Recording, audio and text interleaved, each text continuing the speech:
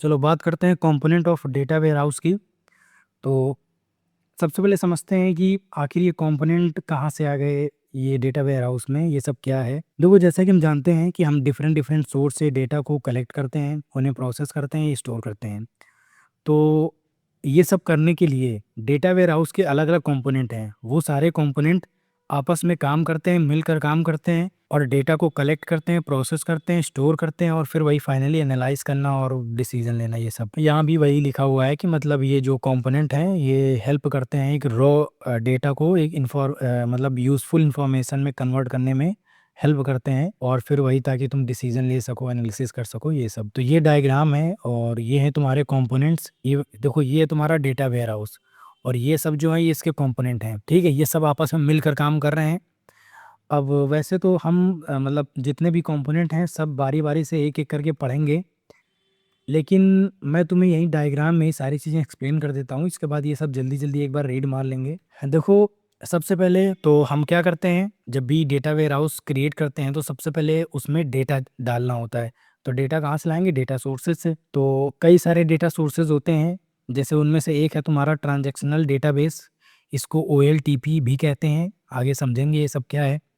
और other data source मतलब और भी डेटा सोर्स से भी डेटा आ रहा है और एक पर्टिकुलर एक सोर्स यहाँ पे मेंशन कर दिया है, इनसे भी डेटा आ रहा है। फिर वो डेटा जाता है ETL में, यानी कि इसका फुल फॉर्म है एक्सट्रैक्ट ट्रांसफॉर्म लोड। एक्सट्रैक्ट मतलब यहाँ से डेटा को यहाँ एक्सट्रैक्ट किया जाएगा, फिर उसको ट्रांसफॉर्म करेंगे। क्यों? क्योंकि डेटा अलग अलग फॉर्मेट में होगा और डेटा को क्लीन करना पड़ेगा, उसे कंसिस्टेंट बनाना पड़ेगा। फिर उस डेटा को यहाँ पे लोड कर देंगे। अब पूछोगे ये क्या है ये? तो देखो, चलो एग्जांपल से समझते हैं।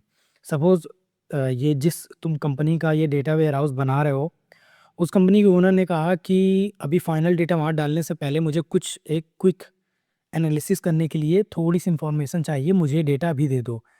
तो तो ये ऑप्शन भी अवेलेबल है कि तुम चाहो तो डायरेक्ट यहाँ भेजने से पहले भी थोड़ा डेटा तुम ले सकते हो एनालिसिस करने के लिए। वो यहाँ पे मेंशन किया गया, ये वही स्टेप है। तो यहाँ से ये स्टेप कंप्लीट करने के बाद यहाँ डेटा जाएगा डेटा वेयर हाउस में। और क्योंकि ये डेटा बहुत ज़्यादा लार्ज वॉल्यूम ऑफ डेटा है और हम ये भी जानते हैं कि हर टाइम सबको हर टाइम मतलब पूरा डेटा नहीं चाहिए होता है, एक स्पेसिफिक डेटा चाहिए होता है। जैसे हमने पढ़ा था ना, सब्जेक्ट ओरिएंटेड है ये डेटा वेयर हाउस। तो ये क्या करेगा, वो सब्जेक्ट ओरिएंटेड वाली जो चीज़ है वो कहाँ से आई? वो यहाँ से आएगी। ये जो लार्ज डेटा है इसको हम डिवाइड कर देंगे अलग अलग सब्जेक्ट यानी अलग अलग कैटेगरी या टॉपिक पे। जैसे फाइनेंस का जैसे यहाँ पे हम फाइनेंस का डेटा डाल देंगे, यहाँ पे हम कस्टमर का डेटा डाल देंगे, प्रोडक्ट का डेटा डाल देंगे। तो जो भी ये डेटा वेयर हाउस जिसमें लार्ज डेटा है, लार्ज वॉल्यूम ऑफ डेटा, इसी के हम सबसेट क्रिएट कर देते हैं और उन्हीं को कहते हैं डेटा मार्ट। फिर फाइनली यहाँ से डेटा अपना रिपोर्टिंग और एनालिटिक्स के लिए चला जाता है। अब देखते हैं सबसे पहले डेटा सोर्स। जैसा कि हमने पढ़ा, this is the place where data is generated. ठीक है। OLTP, तो ये तुम्हारा क्या है? ट्रांजैक्शनल डेटाबेस है। OLTP क्या होता है? Online transactional processing. ठीक। As I gave the example of Reliance store earlier, the daily billing happening there is stored in this database. मतलब जो भी डेली बिलिंग हो रही है वो जो डेटा है वो इन्हीं डेटाबेस में, ये जो तुम्हारा ट्रांजैक्शनल डेटाबेस है वो यहाँ पे स्टोर होता है। तो अगर हमें ट्रांजैक्शनल डेटा चाहिए तो हम इस डेटाबेस से लेंगे, एक्सट्रैक्ट करेंगे।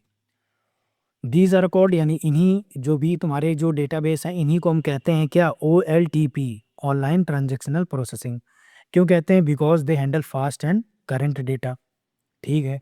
और भी अदर सोर्सेज हैं, उसमें तुम्हारे एक्सेल फाइल, फ्लैट फाइल्स हैं, जो भी डेटा आता है थर्ड पार्टी API से, वो सब है। अब बात करते हैं नेक्स्ट कंपोनेंट की, जो कि है तुम्हारा ETL। ये मैंने बहुत अच्छे से समझा दिया है, बस इसको जल्दी से रीड कर देता हूँ। This is the most important. Important तो है ही, तीन तीन स्टेप हो रहे हैं यहाँ पे। इट्स फुल फॉर्म, हाँ वो सब मैंने बता दिया। एक्सट्रैक्ट वो भी बता दिया, ट्रांसफॉर्म करना फिर उसे लोड कर देना, ये सब हमने देख लिया। रिपोर्टिंग डायरेक्टली ये भी हमने देख लिया। ये जो हमने स्टेप पढ़ा यहाँ पे, ठीक है, तो ये भी देख लिया। Data warehouse database. तो अब हम आ गए इसमें, ये जो डेटाबेस है इसके बारे में देखते हैं। अब इसके बारे में क्योंकि तुम्हें पता है कि हाँ बस डेटा यहाँ पे स्टोर होता है और इसलिए इसको सेंट्रल रिपोजिटरी बोलते हैं, और ये वर्ड मैंने स्टार्टिंग में यूज़ किया था तो तुम समझ गए होगे पहले ही। तो यहाँ पे जो भी सारा तुम्हारा प्रोसेस्ड और इंटीग्रेटेड डेटा होता है वही स्टोर होता है। और तो डेटा वेयरहाउस के बारे में ऐसा कुछ पढ़ने को नहीं है, थोड़ा करेक्टरिस्टिक्स देख लो, मतलब कुछ तो लिखने के लिए होना चाहिए ना यहाँ पे, तो वो मैंने लिख दिया है यहाँ पे कि ये जो डेटा वेयरहाउस डेटाबेस है ये स्टोर करता है large volume of historical data, मतलब पिछले 10-15 सालों का डेटा सब इसी में होता है। And organized for analysis and reporting, मतलब ये डेटा यहाँ पे इस तरह ऑर्गेनाइज किया जाता है ताकि तुम एनालिसिस कर सको, अच्छे से रिपोर्टिंग वगैरह कर सको। Usually implemented using relational table, मतलब रिलेशनल टेबल यूज़ की जाती हैं इसको इम्प्लीमेंट करने के लिए। अब देखते हैं अगला कंपोनेंट जो कि डेटा मार्ट, ये भी मैंने अच्छे से बता दिया है वहीं डायग्राम में ही। तो देख लेते हैं क्या है। The complete warehouse is so large not everyone need, मतलब सबको पूरा नहीं चाहिए होता है हमेशा, इसलिए हमने डेटा मार्ट बना दिए। ये तुम्हारा एक स्मॉल पोर्शन यानी वही सबसेट होता है data warehouse that is design for specific department. वही जैसा कि मैंने बताया अलग अलग डिपार्टमेंट, फाइनेंस, मार्केटिंग, इन्हीं के अलग अलग डिपार्टमेंट बना दिए जाते हैं।